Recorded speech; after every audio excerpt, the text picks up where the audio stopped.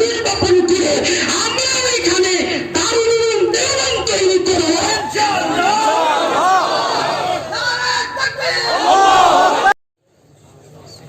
আলহামদুলিল্লাহ والصلاة والسلام على رسول الله أما بعد فأعوذ بالله من الشيطان الرجيم بسم الله الرحمن الرحيم إنا نحن نزلنا الذكر وإنا له لحافظون وقال رسول الله صلى الله عليه وسلم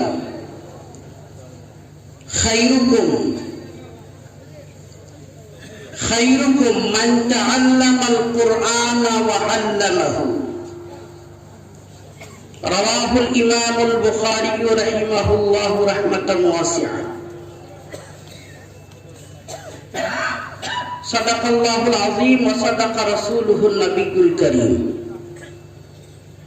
محترم أمير الشريعة মুতাজিল্লুহুল আলী, আগত আমন্ত্রিত উলামা হাজারাত, মাদ্রাসার তলাবায়ে আজিজ, ধর্মপ্রাণ নামাজি মুসল্লি আল্লাহওয়ালা ব্রাদারানে ইসলাম,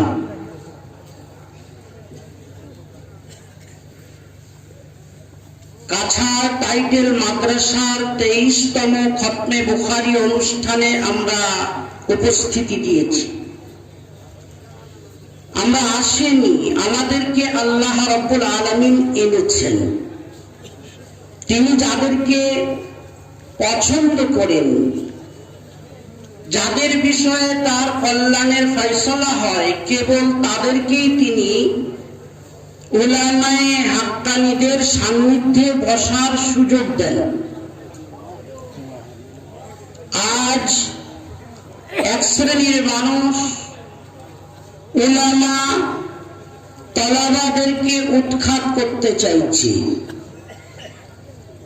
মসজিদ ও মাদ্রাসাগুলোকে বন্ধ করতে চাইছে। কেন জানেন? মাদ্রাসাগুলো উলামা তৈরির ফ্যাক্টরি। যে উলামায়ে হাক্কানীরা যুগে যুগে অন্যায়কে প্রতিহত করার জন্য, বাতিলকে পরাস্ত করার জন্য মাথায় কাফন বেঁধে গর্জে উঠেছেন, উলামায়ে হাক্কানী থাকলে আল্লাহর জমিনে অন্যায় ও পাপাচার সম্ভব নয়। এজন্যই যারা অন্যায়কে প্রশ্রয় দিতে চায়, আল্লাহর জমিনে শয়তানি করতে চায়, তারা নিজেদের পরিবেশকে উন্মুক্ত করার জন্য এই মাদ্রাসাগুলোর বিরুদ্ধে ষড়যন্ত্র করায় মেতে উঠেছে। তবে আজকের সমাবেশ থেকে আমরা জলদ্রম্বিশ্বরে একটা আয়াত সকলকে শুনিয়ে দিতে চাই। ইন্না নাহনু নাযালনা যিকরা ওয়া ইন্না লাহু লাহাফিজুন। আল কোরআনকে নাযিল করেছি আমি আল্লাহ, এই কোরআনের ইবাদতের দায়িত্ব নিচ্ছি আমি আল্লাহ। বলেন সুবহানাল্লাহ। কোন সরকার, কোন ব্যক্তি, কোন শক্তি, কোন ক্ষমতা আল কোরআনকে মুছে দিতে পারে না, পারে না, পারবেও না। আমরা মাগরিবের পরে দেখছিলাম ছোট্ট একটা বাচ্চা আল কোরআন তেলাওয়াত করছিল। দিল কলিজা উজাড় করে মন থেকে দোয়া বার হচ্ছিল। মনে মনে ভাবছিলাম তারা কতই না বোকা, যারা এই কোরআনকে মিটিয়ে দেওয়ার ষড়যন্ত্র করছে। ছোট্ট ছোট্ট বাচ্চারা কোরআন মাজিদ পড়ছে, তিলাওয়াত করছে, কণ্ঠস্থ করছে। পবিত্র রমজান মাস যখন এসে যায়, প্রতিটি মসজিদের মেহরাবে আমরা হাফেজদেরকে দেখতে পাই, যারা সূরা ফাতিহা থেকে শুরু করে মিনাল জিন্নাতি ওয়ান নাস পর্যন্ত পবিত্র রমজান মাসে তারাবি নামাজের মধ্যে খতম শুনিয়ে থাকেন। এটা আল কোরআনের বৈশিষ্ট্য, এটা আমার ধর্মের বৈশিষ্ট্য, এটা কিতাবের বৈশিষ্ট্য। যেই কিতাবের, এই কোরআনের, এই ধর্মের, ধর্মগ্রন্থের হাজার হাজার নয় লক্ষ লক্ষ হাফিজে কোরআন প্রত্যেক জামানায় আল্লাহর জমিনে জিন্দা থেকেছেন, যারা কোরআন মজিদের বিন্দু বিসর্গর হেফাজত করেছে। একদল উলামাকে আমরা বলি কারি সাহেব। কোরআন কিভাবে পড়তে হবে, বড় কাফ কি ছোট কাফ, বড় হা কি ছোট হা, সাদ কি বা, জা কি ওয়া কি দাল কি দাদ, অক্ষর অক্ষর উচ্চারণ করার প্রশিক্ষণ নিয়ে বাচ্চাদেরকে তৈরি করে লাখ লাখ কারি প্রত্যেক জামানায় তারা তৈরি করছেন। এবং সুবহানাল্লাহ, একদল উলামায়ে কেরাম মাদ্রাসার থেকে তৈরি হচ্ছেন, যারা কোরআন মাজিদের প্রত্যেকটা আয়াতের ব্যাখ্যা বিশ্লেষণ কণ্ঠস্থ করছেন। এই আয়াত কবে নাযিল হয়েছিল, এই আয়াতের মানে কি, এই আয়াতের তাৎপর্য কি, এই আয়াত থেকে কি কি মাসলা বোঝা গেল। যারা এ ধরনের মেহনত করছেন তারা হলেন মুফাসসিরিনে ইজাম। আর একদল উলামায়ে কেরাম, তারা বিশ্বনবী সাল্লাল্লাহু আলাইহি ওয়াসাল্লাম নিজের আমল দ্বারা, বাণী দ্বারা, মৌন সমর্থন দ্বারা কোরআনের যে ব্যাখ্যা দিয়ে গেছেন হাদিস, একদল উলামায়ে কেরাম সেই হাদিস নিয়ে পড়াশোনা করছেন, তারা হলেন মুহাদ্দিসিনে ইজাম। সেই হাদিস শাস্ত্রের সবথেকে বিশুদ্ধ কিতাব সহিহ আল বুখারীর খতম অনুষ্ঠানে আপনারা হাজিরা দিয়েছেন। এক শ্রেণীর উলামায়ে কেরাম কোরআন, হাদিস, ইজমা, কিয়াস সামনে রেখে ফতোয়া, ফরাইজ, মাসালা, মাসাইল, হালাল হারাম গবেষণা করছেন। তারা হলেন মুফতিয়ানে কেরাম। মাদ্রাসা হাফিজ তৈরি করে, মাদ্রাসা কারি তৈরি করে, মাদ্রাসা মুফাসসির তৈরি করে, মাদ্রাসা মুহাদ্দিস তৈরি করে, মাদ্রাসা ফাকিহ ও মুফতি তৈরি করে। এটাই হচ্ছে মাদ্রাসার অপরাধ। এই অপরাধী এক শ্রেণীর মানুষ বৃথা ষড়যন্ত্রে মেতে উঠেছে, মাদ্রাসাগুলোয় তালা ঝুলিয়ে দিতে চাইছে। আমি তাদের কাছে বিনম্র আবেদন করতে চাই, কোরআন মাজিদের এই জড়গম্ভীর ঘোষণাকে আর একবার তারা উপলব্ধি করুন। ইন্না নাহনু নাযালনা যিকরা ওয়া ইন্না লাহু লাহাফিজুন। এ কোরআন নাযিল করেছি আমি আল্লাহ, এ কোরআনের ইবাদত করব আমি আল্লাহ স্বয়ং, আমি নিজেই। সুবহানাল্লাহ।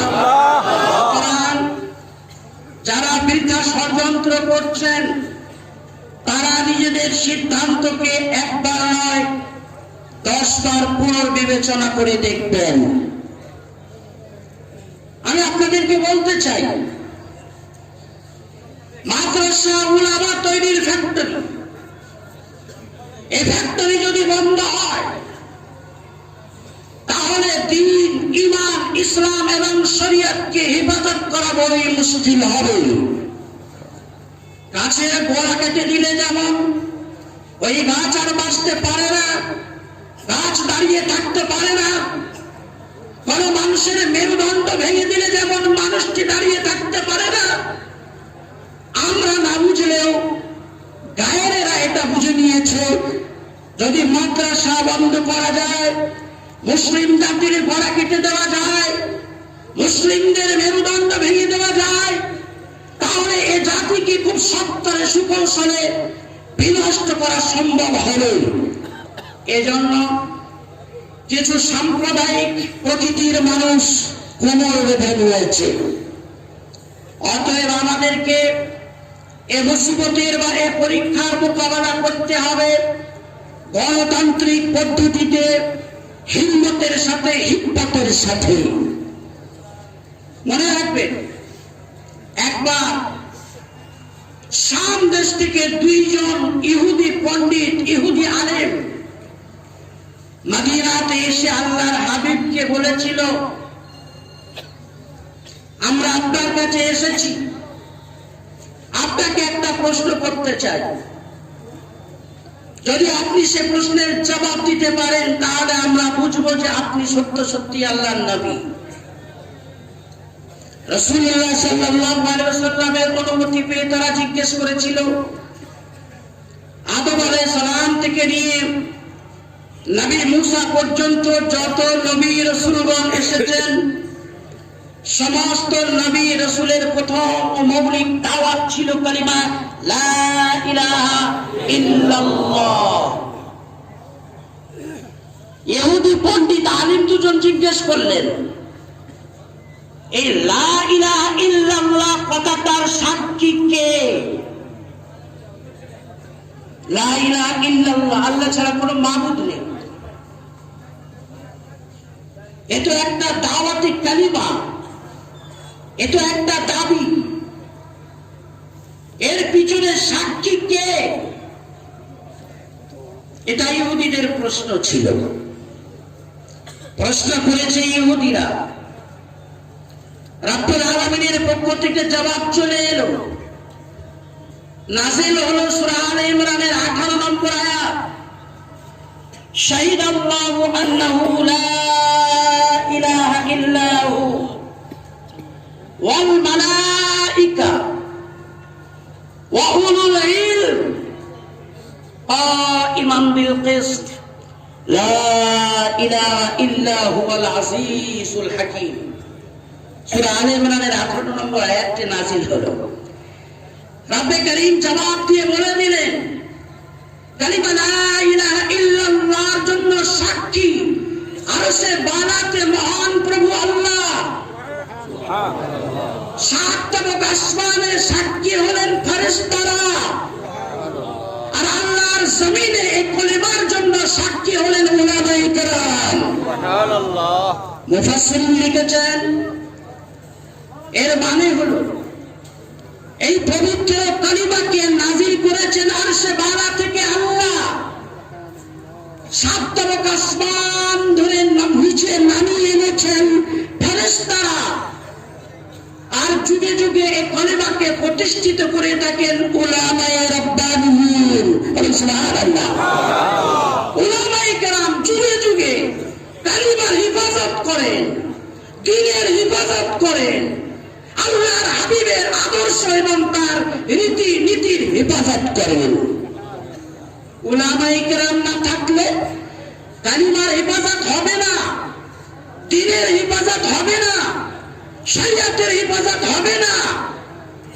এজন্য উলামায়ে হাক্কানির প্রয়োজন আছে। আপনারা জানেন, অবিভক্ত ভারতে অন্যতম মোগল সম্রাট আকবর বাদশাকে একবার ভূতে পেয়েছিল। ভূতে পেয়েছিল কথাটা এজন্যই বললাম, আকবর বাদশা চেয়েছিল দ্বীনে ইলাহি কায়েম করবে, কালিমা চেঞ্জ করে দিয়েছিল, লা ইলাহা ইল্লাল্লাহ মুহাম্মাদুর রাসূলুল্লাহ, এই কালেমা আর চলবে না। আকবর বাদশার নতুন কালেমা চালু হচ্ছে, লা ইলাহা ইল্লাল্লাহ আকবর খলিফাতুল্লাহ। দ্বীনে ইলাহি কায়েম করতে চলেছে আকবর বাদশা, কালিমা চেঞ্জ করে দিতে চাইছে। একজন আলিমে দিন গর্জে উঠেছিলেন সে সময়, তিনি উপলব্ধি করলেন ভারত উপমহাদেশের নবীন মুসলমানদের ঈমান চ্যালেঞ্জের সম্মুখীন, অবস্থা খুবই সঙ্গীন। গর্জে উঠলেন একজন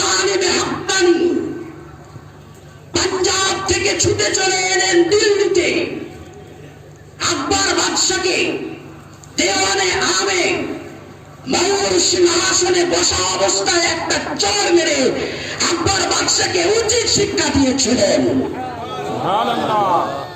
জানেন সে আলেমে হাক্কানির নাম কি? তিনি অন্য কেহ নন, তিনি আমাদের আহমদ সরহিন্দি মুজাদ্দিদ আলফে সানি রহমাতুল্লাহ আলাইহি। জামানার মুজাদ্দিদ আকবর বাদশাকে একটা চর মেরে তার দ্বীনে ইলাহি প্রতিষ্ঠা করার স্বপ্নকে মাকড়সার জালের মতো ছিঁড়ে করে তছনছ করে গোটা ভারত উপমহাদেশে আল্লাহর নাযিল করা কলিমাকে আমার পুনরায় প্রতিষ্ঠিত করেছিলেন। তিনি হলেন মুজাদ্দিদে আলফে সানি আহমদ সরহিন্দি রহমাতুল্লাহি আলাইহি। প্যারে হাজিরিন, বলতে চাইছিলাম উলামায়ে হাক্কানিরা প্রতিটি যুগে ঝুঁকি নিয়েছেন কালিমার হিফাজতের জন্য, শরিয়তের হিফাজতের জন্য, দ্বীনের হিফাজতের জন্য, কোরআনের হিফাজতের জন্য, নবীর সুন্নাত আদর্শ মানার হিফাজতের জন্য। প্রয়োজনে বাচ্চাকে এতিম করেছেন, স্ত্রীকে বিধবা করেছেন, সব রকমের ঝুঁকি নিয়ে কালিমার হেফাজতের জন্য তারা নেমে পড়েছেন যুগে যুগে। যারা কালিমার দুশমন, দ্বীনের দুশমন, কোরআনের দুশমন, সত্যের দুশমন, মুসলিমদের দুশমন, তাদের এসব ইতিহাস খুব জানা। তাই উলামা তৈরির ফ্যাক্টরি নিয়ে তাদের এত চুলকানো। প্যারে হাজিরিন, উলামায়ে হাক্কানি স্টেজে বসে আছেন এবং আমার জানা মতে শতাধিক তাবর উলামা আমার সাথে স্টেজে বসে আছেন। উলামায়ে হাক্কানি সম্পর্কে আপনাদের জানা দরকার। আল্লাহ হাবিব সাল্লাল্লাহু আলাইহি ওয়াসাল্লাম আজ থেকে ১৫০০ বছর আগে বলেছিলেন, ইয়াহমিলু হাযাল ইলমা মিন কুল্লি খালাফিন উদুলুহু ইয়ানফুন আনহু তাহরিফাল গালিন ওয়া ইমতিহানাল মুবতিলিন ওয়া তা'ওয়িলাল জাহিলিন। এটা বিশ্ব নবীর ভবিষ্যৎবাণী। মিশকাতুল মাসাবির ২৪৮ নম্বর হাদিস। মিশকাতের মধ্যে হাদিসটি ইমাম বাইহাকির মাদখাল কিতাবের উদ্ধৃতিতে মুরসাল সূত্রে বর্ণিত আছে। তবে আল্লামা আসকালানী শারহে সাদুস সারিতি খণ্ড নম্বর ১ পৃষ্ঠা নম্বর ১২তে লিখেছেন, এই হাদিসটি ৮ জন সাহাবা থেকে বর্ণিত আছে এবং হাসান পর্যায়ের সহিহ হাদিস। দয়াল নবী ভবিষ্যৎবাণী করে বলেছেন, ইয়াহমিলু হাযাল ইলমা মিন কুল্লি খালাফিন উদুলুহু। এই ইলমে দ্বীন পরম্পরাক্রমে চলতে থাকবে। আল্লাহর হাবিবের ভবিষ্যৎবাণী আদর্শ উস্তাদগণের কাছ থেকে প্রতিটি জামানায় নির্ভরযোগ্য তালিবে ইলমরা ইলমে দ্বীন পরম্পরাক্রমে হাসিল করতে থাকবে। এবং সুবহানাল্লাহ, এটা বিশ্ব নবীর ভবিষ্যৎবাণী। আরেকবার বলছি, যারা মসজিদ মাদ্রাসার বিরুদ্ধে ষড়যন্ত্র করে তাদের কর্ণকুহরে বার্তা পৌঁছে দেন। সেই নবীর ভবিষ্যৎবাণী, যে নবীকে মক্কার কাফিররা পাথর মারত আর বলতো, আমরা যাকে পাথর মারছি তিনি কিন্তু আল আমির ওয়াস সাদিক, বড় আমানতদার এবং সত্যবাদী। জিজ্ঞেস করা হতো, তিনি যদি আমানতদার আর সত্যবাদী হন তাহলে তোমরা পাথর মারো কেন? তারা বলতো, আমাদের ৩৬০টার বিরুদ্ধে বলছে, আমাদের মতের খেলাফ বলছে, তাই আমরা পাথর মারি। যারা পাথর বর্ষণ করেছিল তারাও বলেছিল উনি আমানতদার, সত্যবাদী। মুহাম্মাদের জবান থেকে যেটা পার হয় সেটা কখনো মিস যায় না, সেটা কখনো ক্যান্সেল হয় না, সেটা কখনো রহিত হয় না, সেটা কখনো ভুল হয় না। মা ইয়ান্তিকু আনিল হাওয়া ইন হুয়া ইল্লা ওয়াহয়ুন ইউহা। জবান তার, কথা আল্লাহর, কথা তিনি শোনাতেন, এবং সুবহানাল্লাহ। সেই রাসূল ভবিষ্যৎবাণী করেছেন, ইয়াহমিলু হাযাল ইলমা মিন কুল্লি খালাফিন উদুলুহু, পরম্পরাক্রমে একের পর এক অবিচ্ছিন্ন সূত্রে ধারাবাহিকভাবে এই ইলমে দ্বীন আদর্শ উস্তাদগণের কাছ থেকে নির্ভরযোগ্য ছাত্ররা হাসিল করতে থাকবে। তার প্রতিটি জামানায় উলামায়ে হাক্কানি আদর্শ উলামা থাকবেন, যারা অধ্যায় অধ্যাপনার কাজ করবেন, কোরআন শিখাবেন, হাদিসের দর্স দেবেন, তাফসীর করবেন, ফিকহ ও মাসলা মাসাইল মানুষদেরকে শিক্ষা দেবেন। নির্ভরযোগ্য ছাত্ররা তাদের কাছ থেকে ইলমে দ্বীন হাসিল করবে। উলামা তালাবাদের মেহনত, মাদ্রাসার মেহনত কিয়ামত পর্যন্ত জারি থাকবে, বিশ্ব নবীর ভবিষ্যৎবাণী। তিনি বলেছেন, ইয়ানফুনা আনহু তাহরিফাল আলিম ওয়া ইমতিহানাল মুবতিলিন ওয়া তা'ওয়িলাল জাহিলিন। উলামায়ে হাক্কানিরা যুগে যুগে সীমালঙ্ঘনকারীদের বেদাত গুলো সমূলে নির্মূল করবেন। ওয়া ইমতিহানাল মুবতিলিন, যারা বাতিল পন্থী তাদের ইমতিহান মানে মধুচুরির পাকড়াও করবেন। কাদিয়ানী সম্প্রদায়ের মানুষ বাতিলপন্থী বলে আমরা আহমদী মুসলিম, অথচ আল্লাহর কসম আজ থেকে 46 বছর আগে কাবার আমিরাতে 140টা দেশের মুফতিদের নিয়ে ইজমাই মতে ফতোয়া দেয়া হয়েছে কাদিয়ানীরা অমুসলিম। ওই কাদিয়ানী সম্প্রদায়ের মানুষদের মতো বাতিলপন্থীরা কোরআনের আয়াত আর হাদিস থেকে ইমতিহান করবে, মধু চুরি করে নিজেদের পাত্রে ভরে নিয়ে চলে যাবে।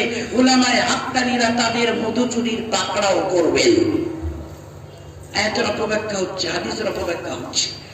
আল্লাহ হাবিব বলেন, ওয়া তা'ওয়িলাল জাহিলিন, যুগে যুগে কিছু জাহেল কোরআন আর হাদিসের অপব্যাখ্যা করবে, মন গড়া ব্যাখ্যা করবে। উলামায়ে হাক্কানিরা তারা অপব্যাখ্যা গুলো নিরসন করবেন, মন গড়া ব্যাখ্যা বিশ্লেষণ গুলোকে দূরীভূত করবেন।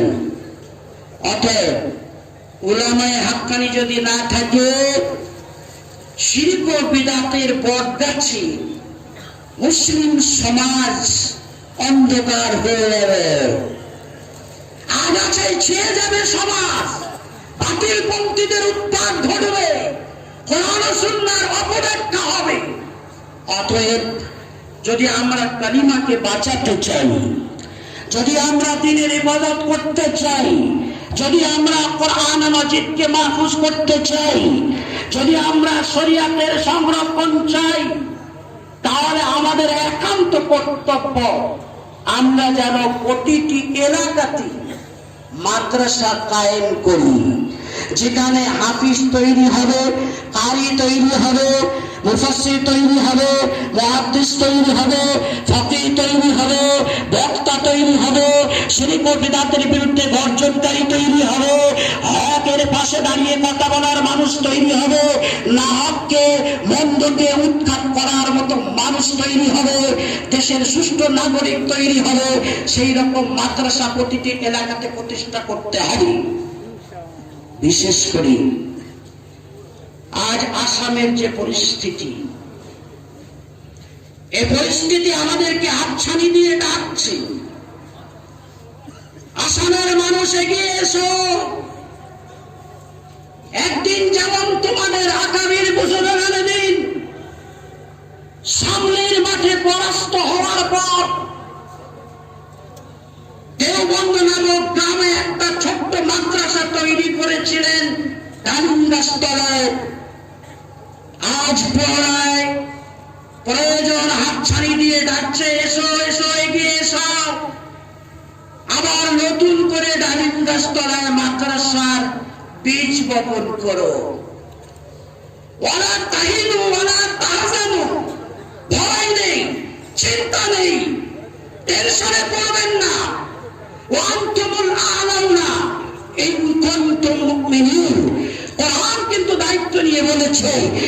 ইমানের পাওয়ার যদি থাকে, ইমানের ক্ষমতা যদি থাকে, তোমরাই সম্মানের শীর্ষ শিখরে থাকতে। বলুন সুবহানাল্লাহ। আরে হাজরিন, আমাদের যত মাদ্রাসা আছে সমস্ত মাদ্রাসার যোগসূত্র দারুল দেওবন্দ সূত্রে রাসূলুল্লাহ সাল্লাল্লাহু আলাইহি ওয়াসাল্লামের সেই মদিনার সুফা মাদ্রাসার সাথে সম্পর্ক জুড়ে যাচ্ছে। সম্পর্ক কিন্তু খুবই মজবুত। আল্লাহর হাবিব মদিনাতে এসে মসজিদে নববী তৈরি করলেন। সেই মসজিদে নববীর বারান্দা সুফাতুল মসজিদে নববী, ওটাই হচ্ছে মাদ্রাসা। দয়ার নবী মসজিদে ইবাদতের কথা বলতেন, মাদ্রাসায় তালিমের কথা বলতেন। সমস্ত মাদ্রাসার যোগসূত্র সেই সুফার সাথে। আজ আল্লাহ রাব্বুল আলামিনের পক্ষ থেকে আমাদের উপর যে গজব নেমেছে, যদি সমীক্ষা করে দেখা যায় তাহলে অকপটে স্বীকার করতে হবে এর পিছনে অনেকটাই আমরা দায়ী। আমাদের গাফিলতি, আমাদের বিমুখতা, আমাদের লাপরওয়াহি, আমাদের শিথিলতা, আমাদের দুর্বলতার কারণে রব্বে করিম তার নিয়ামতকে আমাদের হাত থেকে কেড়ে নিচ্ছেন। তিনি তো ওয়াদা করেছেন, লাইন শাকারতুম লাযিদান্নাকুম, বান্দারা যদি শুকরিয়া আদায় করো আমি আল্লাহ আমার নিয়ামতকে বাড়িয়ে দেব। ওয়ালাইন কাফারতুম, আর যদি অকৃতজ্ঞ হও, মনে রেখো ইন্না আযাবি লাশাদীদ, আমার আযাব কিন্তু কঠিন। নিয়ামত ছিনিয়ে নেব, উপরন্তু আমার আযাবে গ্রেফতার হব। বুকে হাত রেখে আত্মসমীক্ষা করি। আমরা মাদ্রাসার কতটা কদর করেছি, মাদ্রাসার জন্য কতটা অবদান পেশ করেছি, মাদ্রাসার জন্য কতটা ছাত্র দিয়েছি, মাদ্রাসার কতটা কদর করেছি। রাতে অন্ধকারে হলেও, বালিশে মাথা রেখে হলেও একবার আত্মসমীক্ষা করে দেখি। প্যারে হাজরিন, মাদ্রাসায় ছাত্র দেওয়াকে, মাদ্রাসায় ছেলেকে পড়তে দেওয়াকে আমরা মনে করি অন্ধত্ব, দুর্বলতা। ছেলেটার ভবিষ্যৎ নষ্ট করা হচ্ছে। ভবিষ্যতে খাবে কি করি, কি হবে তার কর্মসংস্থান? তাকে এই লাইনে না দিয়ে অমুক আর তমুক লাইনে যদি দিই, বিভিন্ন রকমের কুমন্ত্রণার শিকার হয়ে আমরা আল্লাহ রাব্বুল আলামিনের নিয়ামতের নাকদরি করেছি। আল্লাহ রাবী সাল্লাল্লাহু আলাইহি ওয়াসাল্লাম কিন্তু বলেছেন, খায়রুকুম খায়রুকুম খায়রুকুম মান তাআল্লামাল কুরআন ওয়া আল্লামাহু। দ্বীনের নামে যত মেহনত, দ্বীনের নামে যত রকমের যুদ্ধ চলছে, সবগুলোর মধ্যে সব থেকে বেহতর, সব থেকে উত্তম, সব থেকে ফজিলতপূর্ণ যারা মাদ্রাসায় তালিম তাআল্লুমের কাজ করছে, অধ্যয়ন অধ্যাপনার কাজ করছে, পঠন পাঠনের কাজ করছে, সব থেকে ফজিলত এদের বেশি। বলুন সুবহানাল্লাহ। আমরা মনে করছি মাদ্রাসায় ছেলেকে পাঠানো মানে ছেলেটাকে পঙ্গু করা, বেকার করা। লাভ হবে কি? আর যেসব ছেলেরা পড়ে তাদের পিছনে খরচ করার ক্ষেত্রে আমরা কতটা এগিয়ে? যারাই পড়ছি, মুসলিমের ছাত্র যারাই পড়ছি, তাদের কতটা খেদমত আমরা করেছি? আমি আপনাদেরকে বলতে পারি, এই ভারত উপমহাদেশের প্রথম বিজয়ী মাহমুদ গজনবী রহমতুল্লাহ আলাইহির কথা।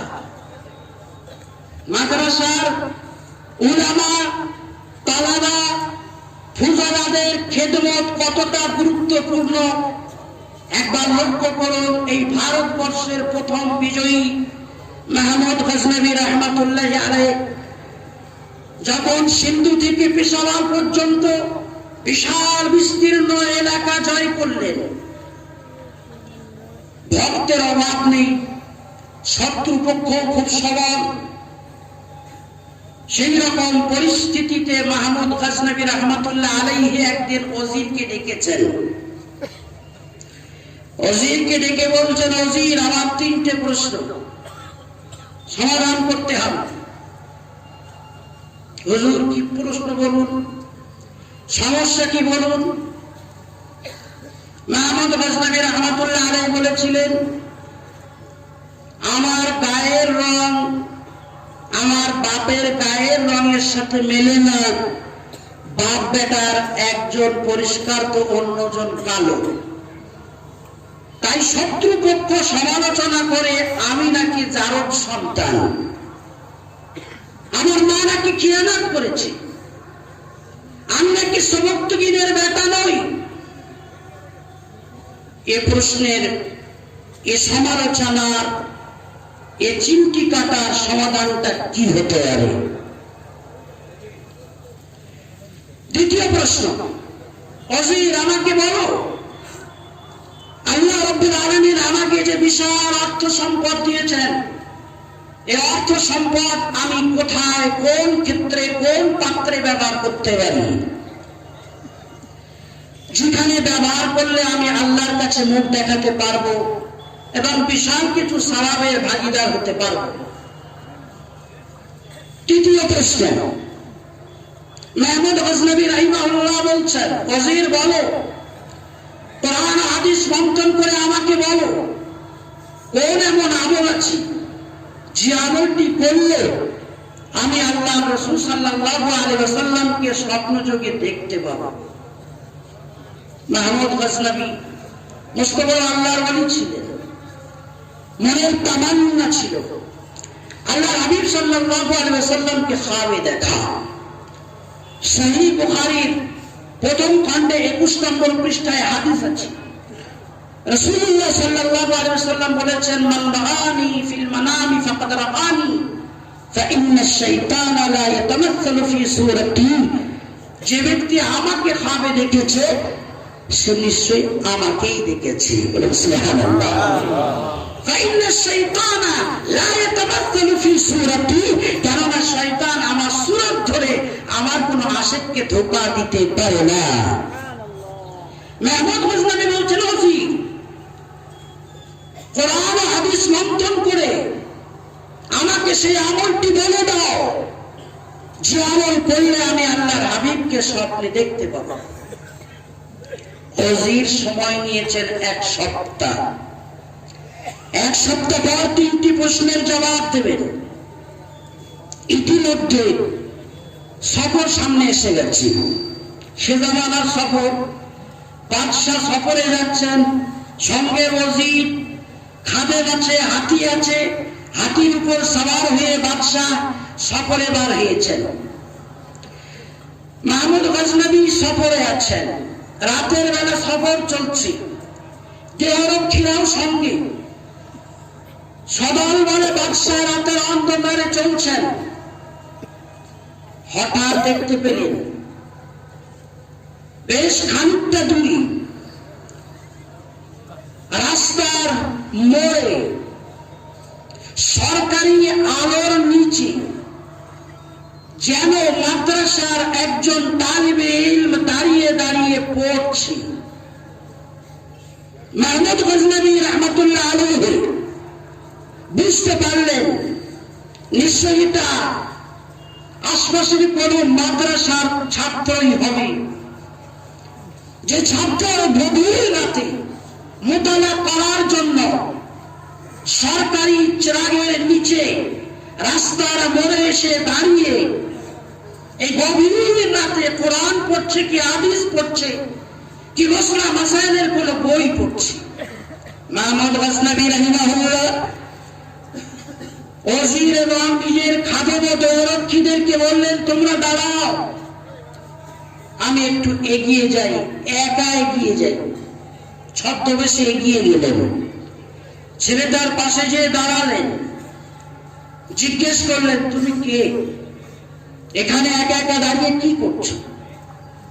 ছেলেটি বলল, আমি এই পাশের মাদ্রাসার এক তালিবে ইলম, এতিম বাচ্চা, মারা বিধবা, মাদ্রাসাতে পড়াশোনা করি, মাদ্রাসা থেকে বাড়ি এসে গ্রামের মসজিদে এশা পর্যন্ত পড়াশোনা করি। এশার পর যখন মসজিদের চেরাগ নিভিয়ে দেওয়া হয়, তখন রাস্তার মোড়ে এসে সরকারি চেরাগের তলায় দাঁড়িয়ে কিতাব পড়ি। যেহেতু এতিম, আলোর ইন্তজাম নেই, চেরাগ কেনার পরিস্থিতি নেই, সরকারি চেরাগের তলায় দাঁড়িয়ে দাঁড়িয়ে পড়াশোনা করে মাদ্রাসার এতিম বাচ্চা।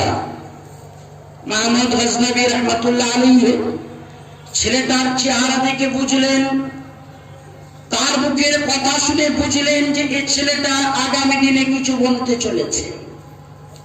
আহা, মাদ্রাসার তালিবে ইলম, খাওয়া জোটে না, পড়া জোটে না, পড়ার জন্য কেতাবে জোটে না, চেরাগ বাতি জোটে না, থাকার জায়গা জোটে না, পড়ার এত আগ্রহ। এতিম বাচ্চা সরকারি চেরাগের তলায় দাঁড়িয়ে দাঁড়িয়ে গভীর রাতে কিতাব পড়ছে। মাহমুদ গজনবী রহমতুল্লাহ আলাইহি সেখানে দাঁড়িয়ে নিজের ওজিরকে হাতছানি দিলেন। ওজির, দেহরক্ষী আর মাহমুদ গজনবীর খাদেমদেরকে নিয়ে এগিয়ে এলেন। মাহমুদ গজনবী রহমতুল্লাহ আলাইহি ওজিরকে বললেন, মাদ্রাসার এই তালবে ইলমের জন্য ইন্তজাম করে দাও। আমার ব্যক্তিগত ফান্ড থেকে, আমার হালাল ও বৈধ অর্থ থেকে এ বাচ্চার থাকার, খাওয়ার, পড়ার ইন্তজাম করো, ব্যবস্থা করো। নির্দেশ মোতাবেক তালবে ইলমের জন্য সব কিছুর ব্যবস্থা করে দিলেন। সফর আগে বাড়ল, সে জামানার সফর। কথায় বলে মোল্লার দৌড় মসজিদ পর্যন্ত। সফরকালে মোল্লা কোথায় যাবেন, মৌলবী কোথায় যাবেন, আলেমে হাক্কানি কোথায় যাবেন, মসজিদে যাবেন। মাহমুদ গজনবী রহমতুল্লাহ আলাইহি মসজিদ খুঁজছেন, তাহাজ্জুদের নামাজ পড়বেন, সংক্ষিপ্ত সময় আরাম করবেন, তারপরে আবার আগে সফর করবেন। এক মসজিদ মিলে গেল। মসজিদে প্রবেশ করলেন, তাহাজ্জুদ পড়লেন। ফজরের ওয়াক্ত শুরু হতে কিছু সময় বাকি রয়ে গেছে। সুন্নত তরিকায় শুয়ে পড়েছেন মসজিদে। আজান হলে নামাজ পড়বেন, তারপর আগে সফর করবেন। হবে দেখছেন আল্লাহর হাবিব সাল্লাল্লাহু আলাইহি ওয়াসাল্লাম এসে হাজির। সুবহানাল্লাহ। দয়াল নবী এসে বলছেন, সাবুকতিগিরের বেটা, তুমি আমার মেহমানের ইন্তজাম করেছো, আমার আল্লাহ তোমার জন্য জান্নাতে ইন্তজাম করে দিয়েছে। মাহমুদ গজনবীর ঘুম ভেঙে গেল। পাশে ওজির শুয়েছিলেন, ওজিরকে ডাকলেন, বললেন, ওঠো ওঠো, তোমার কাছে 3টি প্রশ্ন করেছিলাম, 1 সপ্তাহ সময় নিয়েছিলে, প্রশ্ন 3টির জবাব এসে গেছে। ওজির বলছেন, যাবো না। কি জবাব এলো, কিভাবে এলো? মাহমুদ গজনবী ওজিরকে বললেন, আমি খাবে দেখলাম দয়ার নবী, জগৎগুরু, বিশ্বগুরু নবী মুহাম্মদুর রাসূলুল্লাহ সাল্লাল্লাহু আলাইহি ওয়াসাল্লাম স্বপ্ন যোগে আমার কাছে এসে আমাকে ডাকলেন। আমাকে মাহমুদ বলে ডাকলেন না, বললেন, হে সাবুকতিগিরের বেটা। আমি বুঝলাম আমার বাপের গায়ের রঙের সাথে আমার রং মেলে না ঠিকই, কিন্তু আমি নিশ্চয়ই সাবুকতিগিরের বেটা। আমার বাপ সাবুকতিগির, আমার মা কখনো খিয়ানত করেননি।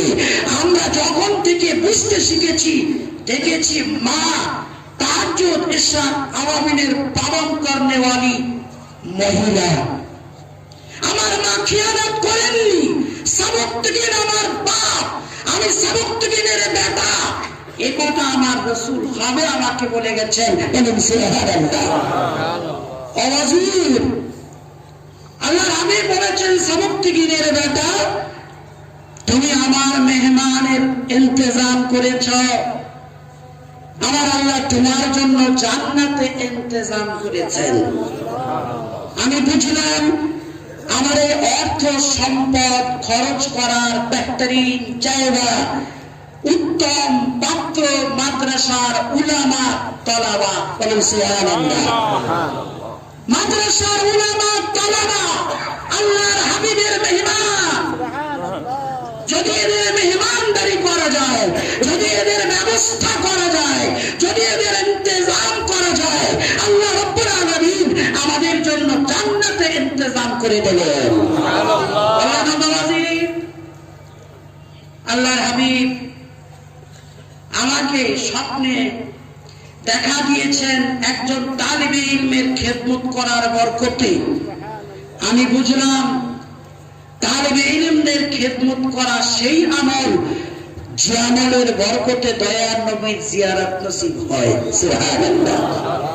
প্যারে হাজরিন, উলামাদের খেদমত করবেন, তলাবায়ে আজিজদের খেদমত করবেন, তাদের জন্য থাকার ব্যবস্থা করবেন, তাদের পড়ার ব্যবস্থা করবেন, আলোবাতির ইন্তজাম করবেন, মাদ্রাসা কায়েম করবেন, মাদ্রাসার জন্য জান প্রাণ উজাড় করে নিজেদেরকে সেবায় মশগুল করবেন। আপনার নিজের রান্নাঘরে ধোঁয়া লেগেছে কিনা এটা দেখা যত জরুরি। রান্নাঘরে, মাদ্রাসার রান্নাঘরে, মাদ্রাসার মধ্যে ধোঁয়া লাগলো কিনা ওটার খোঁজ নেওয়া তার থেকে বেশি জরুরি। আপনার খাওয়া হলো কিনা, আপনার সন্তানের খাওয়া হলো কিনা এটা যেমন জরুরি তার থেকে বেশি জরুরি মাদ্রাসার গরিব এতিম নিঃস্ব উলামা তলাবাদের পেটে আহার গেল কিনা, তাদের পড়ার ব্যবস্থা হলো কিনা এ খোঁজ খবর নেওয়াটা তার থেকে বেশি জরুরি। যদি পারেন দিন মাহফুজ থাকবে, যদি পারেন কোরআন সংরক্ষিত থাকবে, যদি পারেন শরীয়ত মাহফুজ থাকবে। যদি পিছিয়ে হতে যান তো মনে রাখবেন রব্বে করিম তো মাকড়সাকে তার হাবিবের বডিগার্ড স্বরূপ দান করে দিয়েছিলেন। সাওর পাহাড়ের গুহায় মক্কার বেঈমানেরা বলেছিল মুহাম্মদকে হত্যা করো। আমার আল্লাহ বললেন ইন্না আওহানাল বুয়ুত লাবাইতুল আনকাবুত, মাকড়সা ধন্য। আল কোরআনের 114টি সূরার মধ্যে একটা সূরা মাকড়সার নামে নাযিল হলো সূরাতুল আনকাবুত। ওই মাকড়সার দুর্বলতম ঘরের মধ্যে আল্লাহ তার সর্বশ্রেষ্ঠ নিয়ামতকে রেখে হেফাজত করেছিলেন। সেই আল্লাহ কি তার দ্বীনের হেফাজতের জন্য আমার আপনার মুখাপেক্ষী? আমরা আল্লাহর মুখাপেক্ষী, তার দ্বীন আমাদের মুখাপেক্ষী নয়। যখনই কেউ বলে ও কাবা ঘর ইবাদত আমি করতে পারবো না, কাবার রব দেখে নিও, তখনই আল্লাহ আবাবিল পাঠিয়ে দেন, ছোট ছোট পক্ষী দল পাঠিয়ে দেন, কাবার হেফাজত করেন। সুতরাং মাদ্রাসার হেফাজত হবে, মসজিদের হেফাজত হবে, দ্বীনের হেফাজত হবে, কোরআনের হেফাজত হবে। আমরা যদি এই হেফাজতে ব্যবহৃত হই, সহযোগিতা করি, আমাদের ইস্তেমাল যদি হয়, তাহলে আমাদের ভাগ্যটা খুলে যাবে। আমি আরেকবার বলি, তারা খুব বোকা যারা কোরআনের বিরুদ্ধে আওয়াজ তোলে, তারা খুবই বোকা যারা মসজিদের বিরুদ্ধে আওয়াজ তোলে, তারা অত্যন্ত বোকা যারা মাদ্রাসার বিরুদ্ধে আওয়াজ তোলে। কেননা বোধ হয় তাদের দুটো চোখ খোলা নেই। তারা দেখে না ছোট ছোট বাচ্চারা কিভাবে রমজান মাসে মেহরাবে দাঁড়িয়ে আল কোরআন শুরু থেকে শেষ পর্যন্ত শুনিয়ে দেয়। শুধুমাত্র আমরাই প্রতিটি স্টেজ থেকে দায়িত্ব নিয়ে জনকণ্ঠেশ্বরে বলতে পারি যে প্রতিটি জামানায় আমাদের ধর্মগ্রন্থের লক্ষ লক্ষ হাফেজ মওজুদ আছে। অন্য কোন ধর্মের মানুষ বলতে পারবে না যে আমাদের ধর্মগ্রন্থের একজনও হাফেজ কখনো কোনোদিন কোন জামানায় ছিল কি আজ আছে? তারা একজনও দেখাতে পারে না। আর আমরা প্রতিটি জামানায় লক্ষ লক্ষ হাফেজে কোরআন দেখাতে পারি। একজন হাফেজে কোরআন মেহরাবে দাঁড়িয়ে যখন কোরআন পড়ে, ইয়ালামুনের জায়গায় তালামুন পড়ে, কে একটা আয়াত ছেড়ে দেয়, পিছন থেকে আর একজন আলিম বা হাফিজে কোরআন লোকমা দিয়ে বলে ওটা ইয়ালামুন না তালামুন হবে। কি অমুক আয়াতটা ছেড়ে গেল, আয়াতটা বলে দেয়, সংশোধন করে দেয়, মুক্তাদি হয়ে পিছনে দাঁড়িয়ে।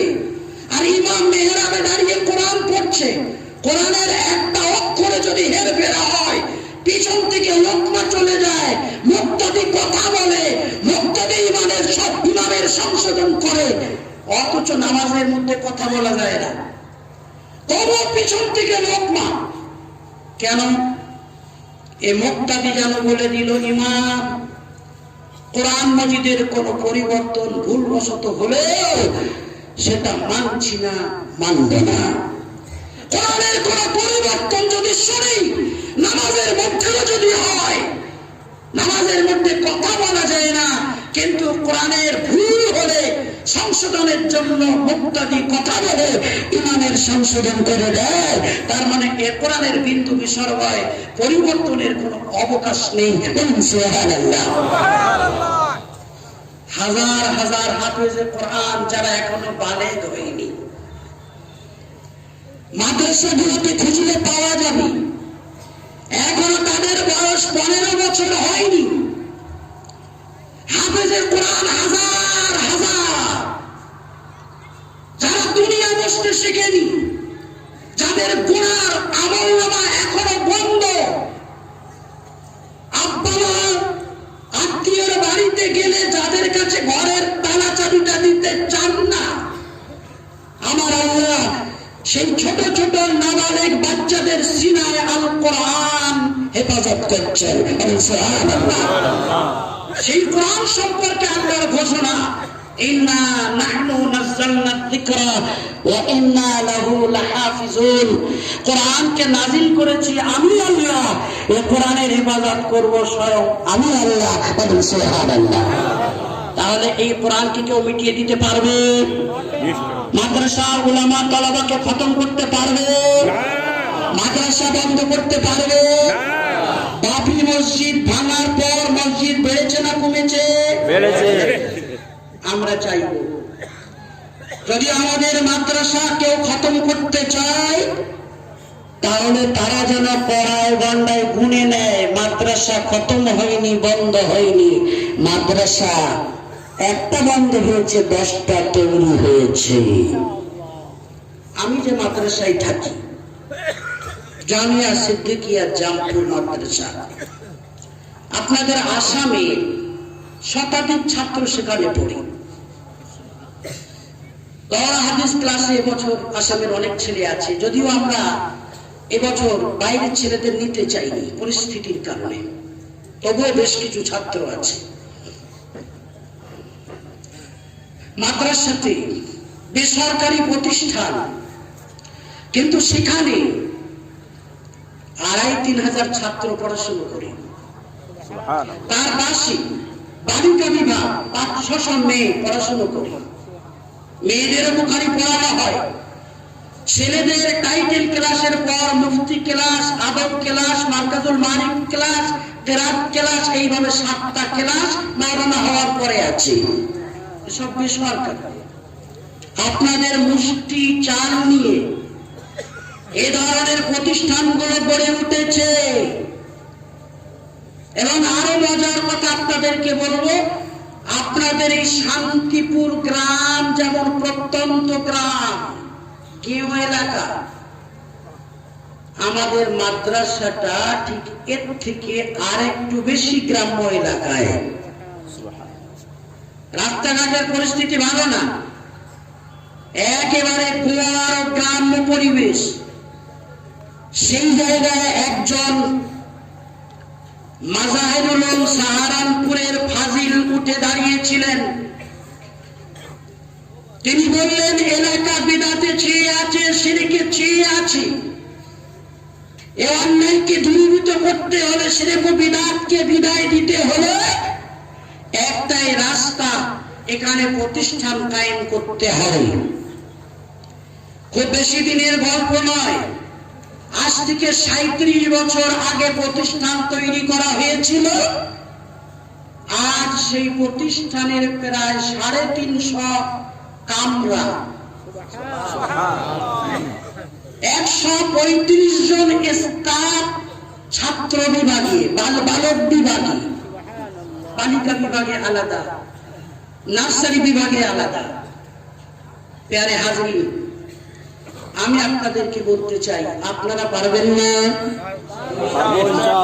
এক একজন মানুষ যখন দাঁড়িয়ে যান তো নিজের 1 তলা 2 তলা 3 তলা বাড়ি তৈরি করেন। এক একজন মানুষ যখন হিম্মত করেন তো নিজের জন্য ব্যবসা, নিজের জন্য ব্যাংক ব্যালেন্স, গাড়ি সব করতে পারেন। তাহলে এতগুলো মানুষ, জনসমুদ্র, আপনারা যদি নিয়ত করেন, হিম্মত করেন, আযম করেন, স্থির সিদ্ধান্ত নেন যে আমরা আরেকবার ডালিম নেস্তলায় ছোট্ট একটা মাদ্রাসার বীজ বপন করে আমরা এখানে দারুল উলুম দেওবন্দ তৈরি করব,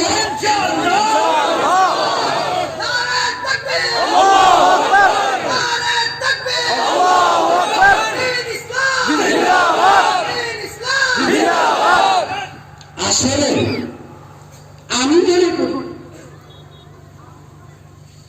পাতা এমনি মরে না, পিছনে কোন শক্তি কাজ করে। আল্লাহর হাবিবের সেই ভবিষ্যৎবাণী পূরণ হওয়ার সময় এসেছে। আজ থেকে 1500 বছর আগে তিনি বলেছিলেন, লা ইয়াবকা বাইতু হাজারিন ওয়ালা মাদারিন, কোন পাকা ঘর, কাঁচা ঘর বাকি থাকবে না, প্রতিটি ঘরে আমার ইসলাম প্রবেশ করবে। এটা আল্লাহর হাবিবের ভবিষ্যৎবাণী ছিল। আজ কিন্তু সে সময় আসতে চলেছে। একটা বাবরি মসজিদ শহীদ হলো, হাজার হাজার মসজিদ তৈরি হচ্ছে, 100 মাদ্রাসা বন্ধ হবে, লাখো মাদ্রাসার ভিত্তি স্থাপিত হবে ইনশাআল্লাহ। ওয়ালা তাহিনু ওয়ালা তাহজানু ওয়া আনতুমুল আ'লাউনা ইন কুনতুম মুমিনিন। আমি আপনাদেরকে শেষ বার্তা দেব। আপনারা অনেকে আছেন এই হীনমন্যতায় ভুগছেন যে ছেলেকে যদি মাদ্রাসায় দিই কি খাবে, কি করবে, বেসরকারি প্রতিষ্ঠান, কোন সার্টিফিকেটের চাকরি নেই, দুনিয়াও তো দরকার। বিভিন্ন রকমের ওয়াসওয়াসার, কুমন্ত্রণার শিকার হয়ে আপনারা নিজেদের ছেলেদেরকে মাদ্রাসায় দিতে চান না। আপনাদেরকে বলে যাই, আমরা হানাফি মাযহাবের মানুষ। ইমামে আযম আবু হানিফা নুমান বিন সাবিত আলাইহির রাহমার প্রধান ছাত্র, ইমাম আবু ইউসুফ বাদশাহ হারুনুর রশিদের দরবারের চিফ জাস্টিস। তার ইতিহাসটা খুব সংক্ষিপ্ত ভাবে স্মরণ করুন। ওয়াসওয়াসা দূরীভূত হবে। মাদ্রাসায় পড়ার পর, ইলমে দ্বীন হাসিল করার পর কিভাবে খাবে, এর রোজগার কি হবে, কর্মসংস্থান কি হবে, মানুষের কাছে ভিক্ষা করে বেড়াবে নাকি, সব প্রশ্নের জবাব পাবেন ইমাম আবু ইউসুফ রাহমাতুল্লাহ আলাইহির জীবনের একটা পর্ব যদি সামনে আনেন।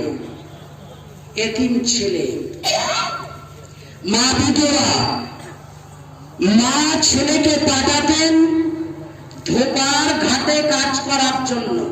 ধোপা, কাপড় পরিষ্কার করে কাপড় কাচে, ধোপা বলে যাও জলাশয়ের ওখানে ধোপারা কাজ করছে, তাদের কাপড় চোপড় এগিয়ে দিয়ে তাদের সহযোগিতা করো, কিছু মিললে তো রাতের বেলা বিধবা মার আর এতিম বাচ্চার খাওয়ার ইন্তজাম হবে। মা চেয়েছিল ছেলেকে ধোপার সহযোগী স্বরূপ কাজ করাতে। ইমাম আবু ইউসুফ রহমাতুল্লাহ আলাইহি বাড়ি থেকে বার হয়ে ধোপার ঘাটে না যেয়ে চলে আসতেন মাদ্রাসায়। ইমামে আজম আবু হানিফা নহমান বিন সাবিত আলাইহি রহমান মাদ্রাসায় সন্ধ্যায় ফিরে যেতেন খালি হাতে। মা বকাবকি করতেন। একদিন, দুদিন, 4 দিন, 5 দিন, বেশ কিছুদিন কেটে গেল। মা আর থাকতে পারলেন না। একদিন ছেলে আবু ইউসুফ বাড়ি থেকে বার হয়ে ধোপার ঘাটে না যেয়ে ইমাম আবু হানিফার দরসে এসে বসেছেন। বৃদ্ধা মা লাঠি টেক দিয়ে ইমাম আবু হানিফা রহমাতুল্লাহ আলাইহির ক্লাসরুমে ঢুকেছেন। যা বলা ইমাম আবু হানিফা রহমাতুল্লাহ আলাইহিকে যা বলা খুব বললেন। আমি বিধবা, বাচ্চাটা এতিম, এর খাওয়ার জোটে না, পড়ার জোটে না, থাকার ইন্তজাম নেই, তুমি পুরো আমার ছেলেটাকে নষ্ট করছো।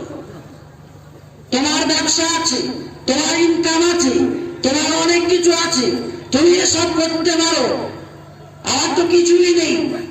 ওইখান থেকে ফিরে যায়, খালি পেটে শুয়ে পড়ে। আমাদের কোনো ব্যবস্থা নেই, ছেলেটাকে এভাবে নষ্ট করবে না। ইমাম আবু হানিফা রহমাতুল্লাহ আলাইহিকে যা বলা, দাঁড়িয়ে সব কিছু বলে ফেললেন ইমাম আবু ইউসুফ রহমাতুল্লাহ আলাইহির মা। সে সময় ইমাম আবু হানিফা রাহিমাহুল্লাহ ইমাম আবু ইউসুফের মাকে সম্বোধন করে বলেছিলেন, ইয়া সালেহা, এ ভাগ্যবতী,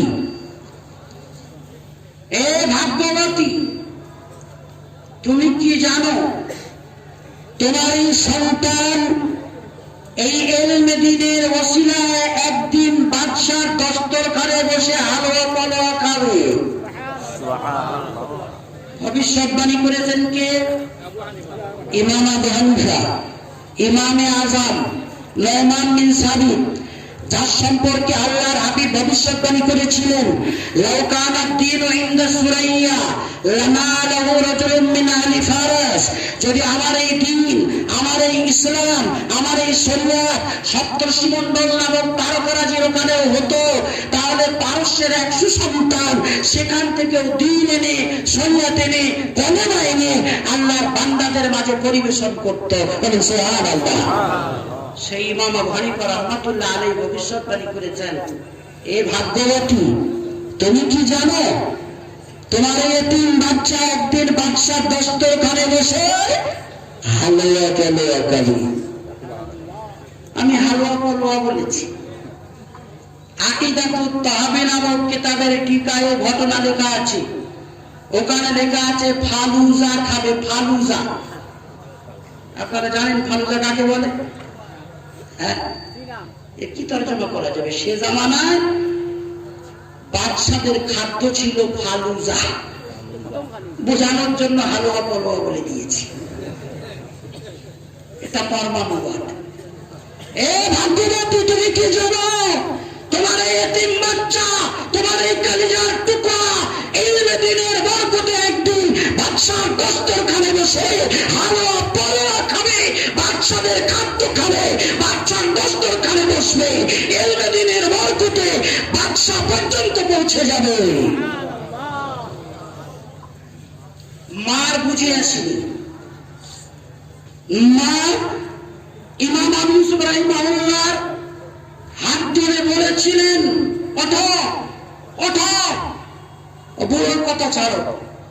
হাত ধরে যখন ইমাম আবু হানিফা রহমাতুল্লাহ আলাইহির ক্লাসরুম থেকে ছেলেটিকে বার করে নিয়ে যাচ্ছেন, তখন ইমাম আবু হানিফা রহমাতুল্লাহ আলাইহি নিজের মসনদ থেকে উঠে বলেছিলেন, ভাগ্যবতী, তোমার এতিম বাচ্চাকে ছেড়ে যাও। তুমি এ বাচ্চার দ্বারা কতটা কি কামাই করতে চাও বলো, পার ডে কতটা কামাই করতে পারে? মা একটা পরিমাণ বলেছিলেন। ইমাম আবু হানিফা রাহমাতুল্লাহ আলাইহি বলেছিলেন, যাও, আজ থেকে প্রত্যেক দিন আমার ফান্ড থেকে, আমার পকেট থেকে আমি এই পরিমাণ অর্থ তোমার বাড়িতে পৌঁছে দেব। ইমাম আবু ইউসুফ রহমাতুল্লাহ আলাইহিকে পড়ালেন তার উস্তাদ ইমামে আজম আবু হানিফা রাহিমাহুল্লাহ। ইমাম আবু ইউসুফ বড় হলেন, এতিম বাচ্চা বড় হলেন, এলমের বরকতে হারুনুর রশিদের আমলে চিফ জাস্টিস বনে গেলেন, কাজী কুযাত বনে গেলেন, সুপ্রিম বিচারপতি বনে গেলেন। একদিন বাদশাহ হারুনুর রশিদ ইমাম আবু ইউসুফকে ডেকেছেন এবং নিজের মন্ত্রী পরিষদকে ডেকেছেন। বিশেষ কিছু আলোচনা ছিল, দস্তরখানা বিছে গেছে, বিশিষ্টজনদের সমাবেশ, বাদশার দস্তরখানা, বাদশার পাশে বসে কাজী কুযাত, চিফ জাস্টিস ইমাম আবু ইউসুফ। হঠাৎ দস্তরখানে চলে এলো সেই ফালুজা নামক খাবার। ইমাম আবু ইউসুফের সামনে, বাদশাহ হারুনুর রশিদের সামনে, মন্ত্রীবর্গের সামনে ফালুজা নামক খাদ্য দস্তরখানে হাজির। সকলে খাওয়া শুরু করেছেন। ইমাম আবু ইউসুফ পকেট থেকে রুমাল বার করে চোখ পুষছেন, অঝোর নয়নে কেঁদে চলেছেন। বাদশাহ হারুনুর রশিদ বলছেন, খান, কি ব্যাপার, কাঁদছেন কেন, কি হলো? ইমাম আবু ইউসুফ রাহমাতুল্লাহ আলাইহি বললেন, আজ মনে পড়ছে আমার উস্তাদের কথা, মনে পড়ছে আমার ভাগ্যবতী মায়ের কথা। আমার মাকে আমার উস্তাদ মুহতারাম ভাগ্যবতী বলে ডেকেছিলেন। সত্যি আমার মা ভাগ্যবতী। মা চেয়েছিলেন ধোবার কাপড় কাচার জন্য পুকুর ঘাটে যে সহযোগিতা করি, আর আমার উস্তাদ চেয়েছিলেন ইলমের হাসিল করে ইলমের বরকতে আমি এই দুনিয়াতে সম্মানের সাথে জীবন যাপন করি। আমার উস্তাদ আমার মাকে বলেছিলেন, ও ভাগ্যবতী, তুমি কি জানো তোমার এতিম বাচ্চা, তোমার এই কলিজার টুকরা একদিন ইলমে দ্বীনের বরকতে বাদশার দস্তরখানে বসে ফালুজা নামক খাদ্য খাবে। সেই কথা আজও আমার কানে বাজছে। মায়ের সেই মুখ ফিরিয়ে নেওয়ার দৃশ্যটা আজও আমার চোখের সামনে ভাসছে।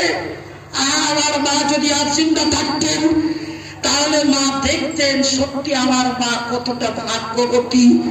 আমি সেই এতিম বাচ্চা বাদশাহ দস্তরখানে বসে ফালুজা খাচ্ছি।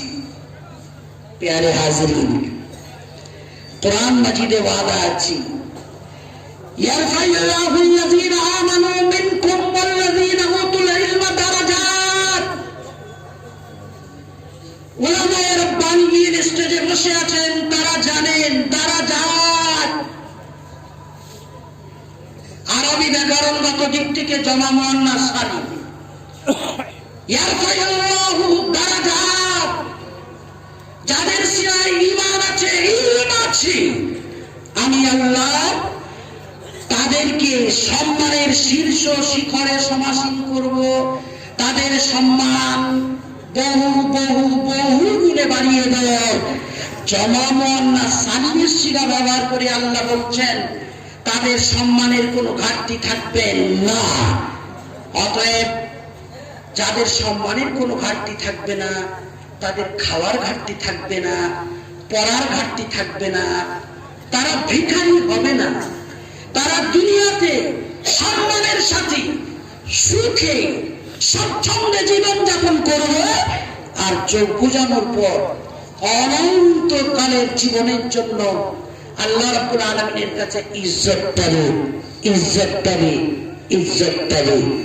আল্লাহ রাব্বুল আলামিন আমাদের সকলকে নিজেদের সন্তানদেরকে মাদ্রাসামুখী করার তৌফিক দান করুন। যাদের সন্তান নেই বা যাদের পরিবেশ নেই, তারা কারো সন্তানকে নিয়ে মাদ্রাসায় পাঠিয়ে দেন, দিনমুখী করে দেন, খরচ খরচার ইন্তজাম করে দেন। আল্লাহ রাব্বুল আলামিন জান্নাতে ইন্তজাম করে দেবেন। ওয়া আখিরু দাওয়ানা আনিল হামদুলিল্লাহি রাব্বিল আলামিন।